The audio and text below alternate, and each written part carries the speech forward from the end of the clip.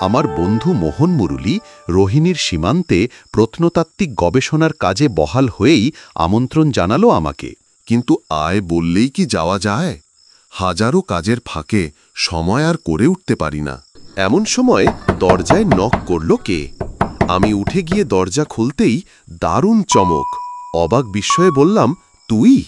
হ্যাঁ, আমি মোহন মুরলী সামন্ত।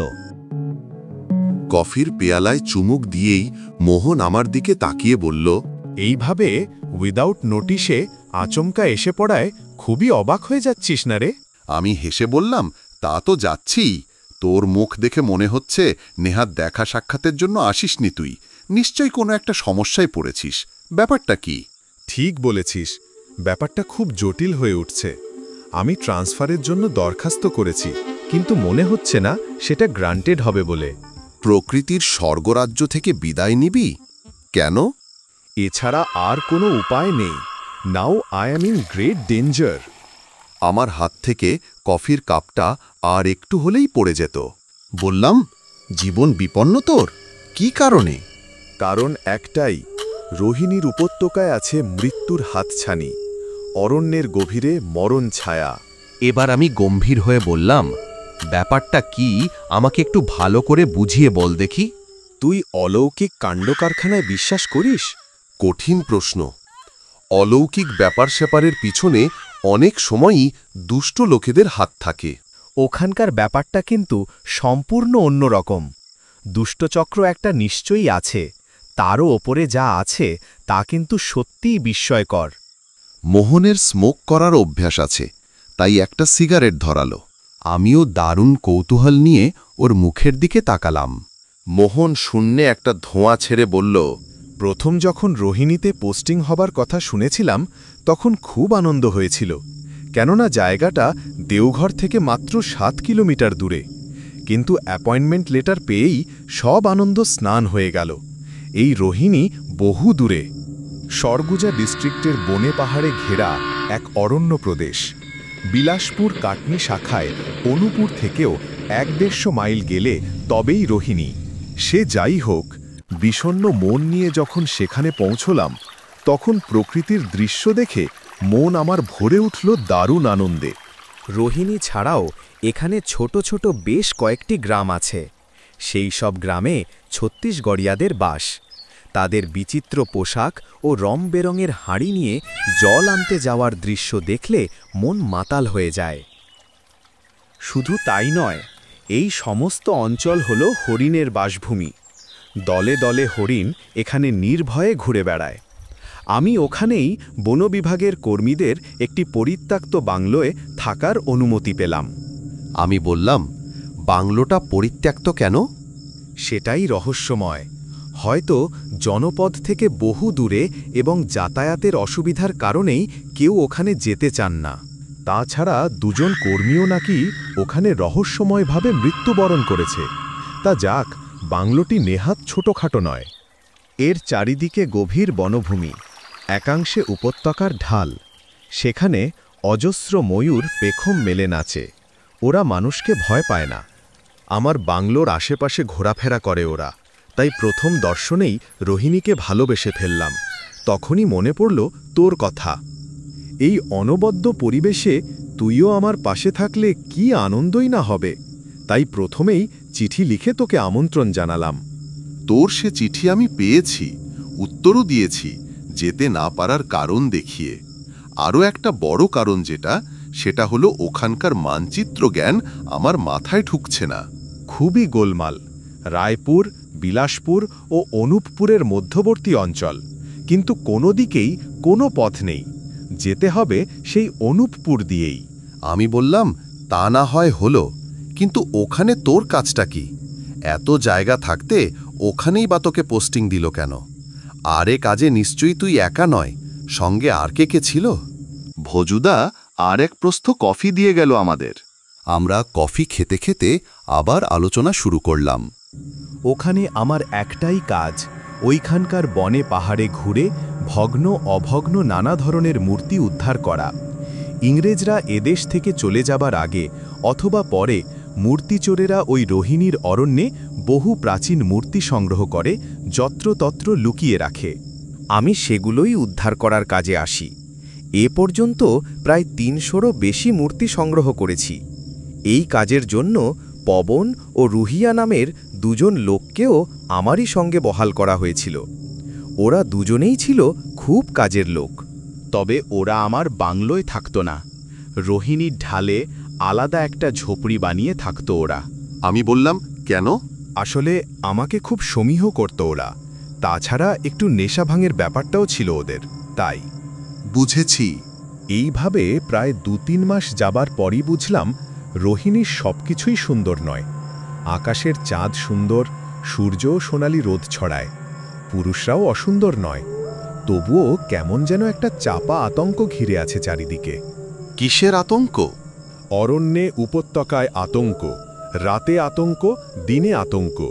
রোজ সন্ধ্যের পর কখনো গভীর রাতে উপত্যকার ঢালু জমি থেকে কে বা কারা যেন আর্তনাদ করে কেঁদে ওঠে। এক রাতে আমি পবন ও রুহিয়াকে নিয়ে ওত পেতে বসেছিলাম কান্নার রহস্যটা কি তা দেখবার জন্য। কিছু কি দেখতে পেলি? হ্যাঁ, দেখলাম নেকড়ের আকারে কি একটা জন্তু অন্ধকারের আড়াল থেকে বেরিয়ে এসে বাংলোর দিকে মুখ করে চিৎকার করে কেঁদে উঠল। সেই সঙ্গে অনেকগুলো কণ্ঠস্বরে কান্নার শব্দ শোনা যেতে লাগল চারদিক থেকে। তাদের কিন্তু দেখা গেল না। তবে সেই জন্তুটার কান্নার শেষেই তার মুখ দিয়ে ঝলকে ঝলকে আগুন বেরিয়ে মিলিয়ে গেল বনবাতাসে। আমার মুখ দিয়ে একটাই মাত্র শব্দ বেরিয়ে এলো এবার, স্ট্রেঞ্জ। জন্তুটার কান্না থামানোর জন্য আমার মনের মধ্যে একটা জেদ এসে গেল। পরদিন গভীর রাতে জন্তুটা ওরকম আর্তনাদ করে কেঁদে উঠলে আমি ওটাকে মারার জন্য বন্দুক নিয়ে এগিয়ে গেলাম। বড় একটা পাথরের আড়ালে বসে জন্তুটাকে তাক করে একটা গুলি ছুড়তেই জন্তুটা বিকট চিৎকার করে জঙ্গলের মধ্যে দৌড়ে পালালো। সেটা বাঁচল কি মরল তা জানি না। এরপর আমি নিশ্চিন্ত হয়ে নিদ্রা গেলেও সে রাতে ঘুম আর এলো না। পরদিন সকালে গ্রামের লোকেরা দলবদ্ধ হয়ে আমাকে বলল, কাজটা আপনি ভালো করলেন না সাহেব। ওটা অমঙ্গলের প্রতীক। ওটাকে নাশ করলে নানা রকম বিপর্যয় দেখা দিতে পারে। মারবার হলে আমরাই মারতে পারতাম ওটাকে। আমাদের কাছে বন্দুক না থাক, তীর ধনুক বল্লম তো আছে। আমি সকলকে বুঝিয়ে বললাম, অযথা ভয় পাচ্ছ তোমরা। অমঙ্গলের প্রতীক হয় তাহলে তো ওটার বিনাশে মঙ্গলই হবে তোমাদের। গ্রাম্য ছত্তিশগড়িয়ারা কি বুঝল কে জানে, যাবার সময় বলে গেল, হলেই ভালো। আমি বললাম, তারপরই হলো সত্যিকারের বিপর্যয়। এর ১-২ দিন পর যখন জঙ্গলে ঘুরে ঘুরে মূর্তি সংগ্রহ করছি, ঠিক তখনই কিভাবে যেন চোখের পলকে উধাও হয়ে গেল পবন ও রুহিয়া। আমি অনেক ডেকেও ওদের সাড়া পেলাম না, অনেক খুঁজেও দেখা পেলাম না ওদের। শেষমেশ ভয় পেয়ে নিজেই আমি পালিয়ে এলাম। পরে গ্রামেরই ২-৪ জনকে সঙ্গে নিয়ে ওদের খোঁজে গেলাম।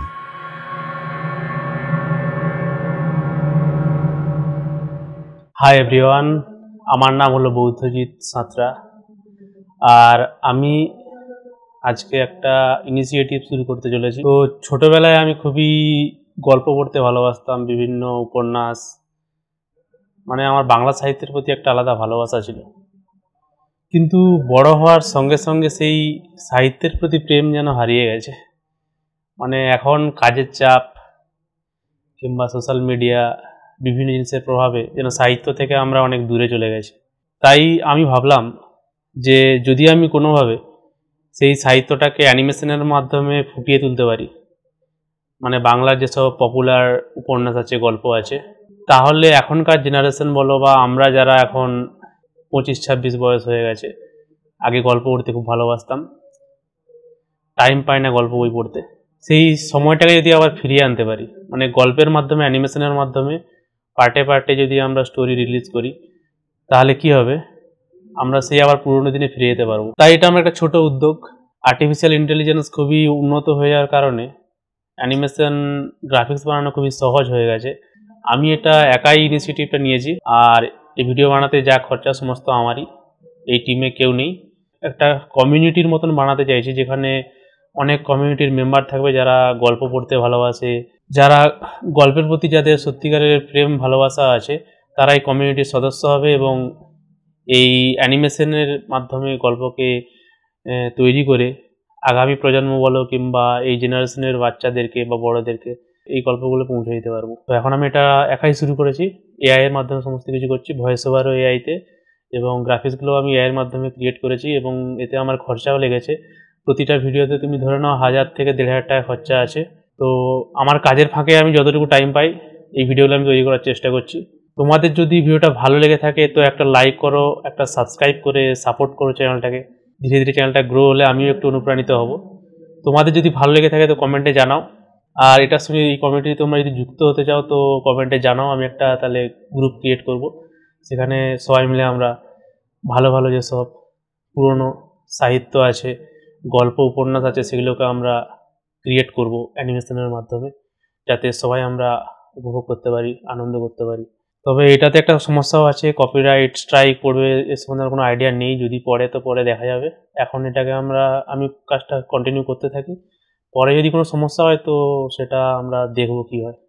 আর এটা এআই এর মাধ্যমে বানিয়েছি আমি সমস্ত কিছু, কিন্তু আমাকে টাইম অনেকটাই লেগেছে দিতে হচ্ছে, কারণ ছবিটা প্রথমে জেনারেট করতে হবে, এআইকে সঠিকভাবে প্রম্পট ইঞ্জিনিয়ারিং করে বলতে হবে যে কী ধরনের আমরা ছবি চাই, তারপরে এআই সেই ছবিটা জেনারেট করে দিলে সেটাকে এডিটিং করতে হবে সফটওয়্যারে, দাভিঞ্চি রিজলভে গিয়ে কালার গ্রেডিং, অ্যানিমেশন একটু আধটু, তারপর ভয়েস ওভারটাকেও রেকর্ড করা, অনেক সময় লাগে। তো আমাকেও একটু সময় লাগবে, মানে ধীরে ধীরে গল্প আসবে। আর আমার প্রথম গল্প আমি আমার প্রিয় লেখক ষষ্ঠীপদ চট্টোপাধ্যায়ের গল্প দিয়ে শুরু করছি, কারণ ষষ্ঠীপদ চট্টোপাধ্যায় আমার সব থেকে ফেভারিট লেখক। ছোটোবেলায় আমি পাণ্ডব গোয়েন্দার খুবই বড় ভক্ত ছিলাম, আর সেখান থেকে আমি ভাবলাম যে ষষ্ঠীপদ চট্টোপাধ্যায়ের লেখা দিয়ে আমি শুরু করবো আমার অ্যানিমেশন গল্পের এই চ্যানেলে। তো এরপরে যা যা গল্প আসবে তোমরা কমেন্টে জানাও তোমরা কী কী ধরনের গল্প চাও, আমি চেষ্টা করবো সেগুলো বানাতে ধীরে ধীরে। সবই কাজের ফাঁকে বানাবো, তবে টাইম পেলে অবশ্যই। ধন্যবাদ।